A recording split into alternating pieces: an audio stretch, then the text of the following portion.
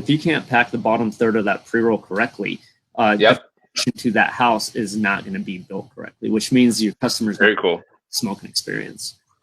Very interesting, man. I love the idea of the science behind the pre-roll. I think that is a podcast within itself as well. But out of curiosity, what makes and before we jump into branding packaging, what makes a fundamentally great smoking experience in a joint or pre-roll?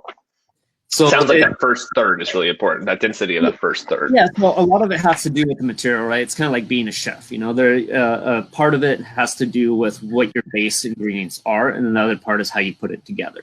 Number one thing that you want to look for is when you take a pre-roll and you put it in your hand, you don't want it to be too tight because then you won't be able to drag it correctly, and that means the little pores of that pre-roll are going to all jam up, right?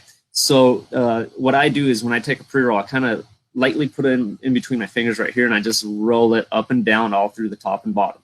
And usually the bottom third on most pre-rolls ends up loosening up pretty good, or it's already really loose. You can also put it up to a light and see if there's any gaps that are going through the light, and that means it's not packed correctly. So it's all about making sure that there's an even density from the top to the bottom that's not too tight or not too loose.